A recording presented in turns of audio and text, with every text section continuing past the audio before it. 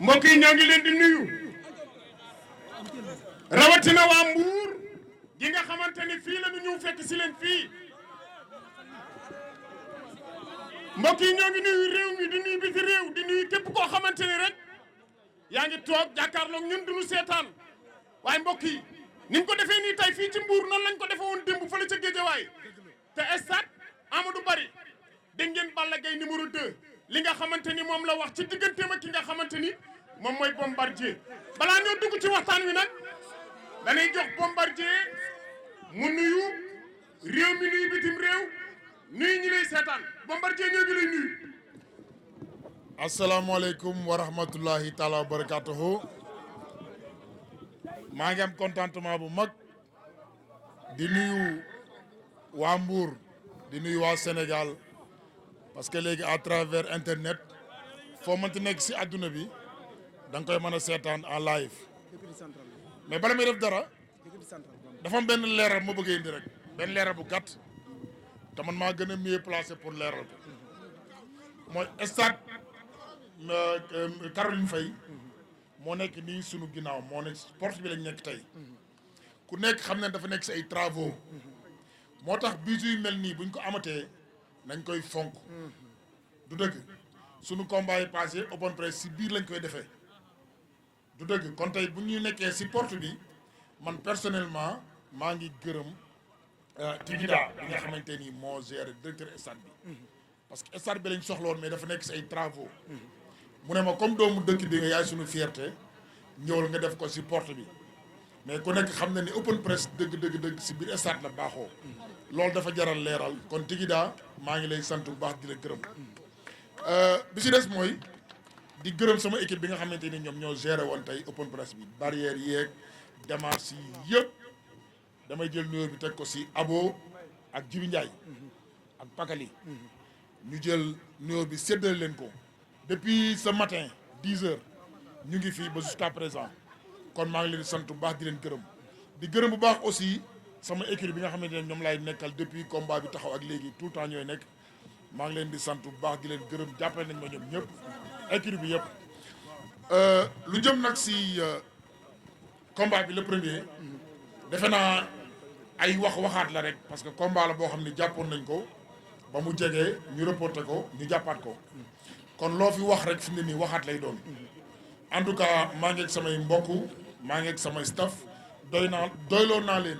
maa ngi liggéey ak ñoom loo xam ne yaakaar naa yàlla na may ndaw incha allah le premier bu soobee yàlla guddi mbur incha allah. waaye Bombardier démb dañoo seeti Balla Gaye numéro 2 mu ne boo xeexee mu duma la soo bëree mu daan la Balla Gaye numéro 2 loolu la ñu yóbbante ci yow. ñu dégg li ñu wax loolu waxu mbër la rek man nee naa ko ay boo xeexee ma duma la bu ma lay boo bëree ma daan la loolu yëngaluma sax frégewu ma parce que man duma góor yàlla bu ñuy tëkku ay boo xeexee ba xolal lu mën a wax na ko wax le premier incha allah rabbi soreetul li si des mooy jëf ñu ngi ñaan yàlla le premier yàlla may ñu dem incha allah rabbi. Balla Gaye démb dama ko laaj ci stade Amadou Barry ni ko Bombardier nee na bee passé yaa ko mayoon 2 minutes bii nag da lay dégluwaat nga mayaat ko li nga xam ne mooy ay heure wala ay minutes nee na tey du la may benn minute baar bi sifflé rek mu ngi sa kaw loo koy tontu. waaw man li ma leen waxoon laay waxaat rek am na loo xam ne moom na si sakkanal batterie toujours moo ko ay boo dawee boo arbitre sifflé parce que man yaroo ma loolu bokkul si man daw ak ragal dafa bokkul si man loolu man nga ray ma moo ma gënal ma daw loolu bokkul si man boo ma naan ay boo dawee nangam loolu sakkanal sa wax la loolu yàq bu yàq sa wax si loolu man du ma koy dawal góor loolu yàlla bindoo ma noonu. Bombardier fecc mi lan la jeexaat loolu lan la. loolu olof la jeexaat foo foree doom delloo fa sab loxo jeexaat foo foree doom delloo fa sab loxo jeexaat waaw xam nga loolu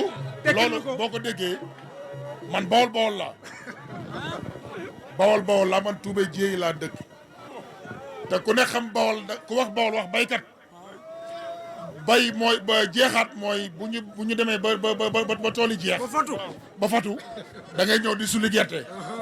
foo sullee gerte nag da nga fay delloowaat ndax farat beneen gerte. su ma la déggee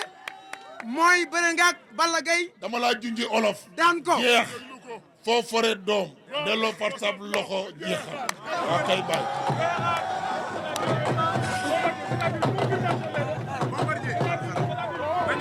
ci jamono boo xam ne nii violence dafa bëri ci lamb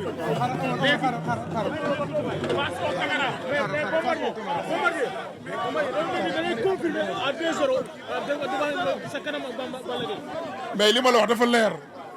xam nga su ma la nee jeex foo fore doom delloo fa sa loxo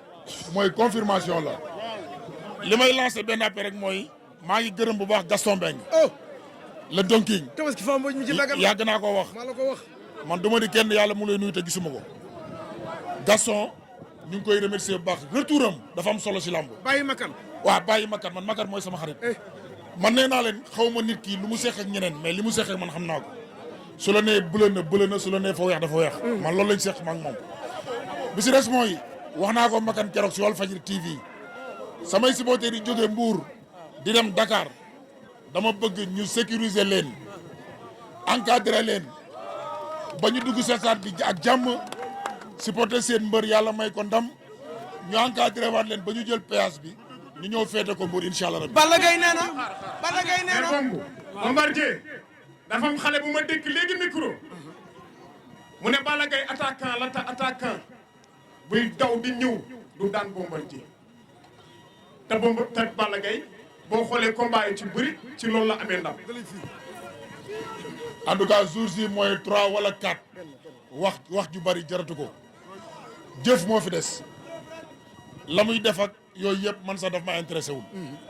man li ma liggéey ak samay staff man loolu laa gëm te loolu laa indi incha allah.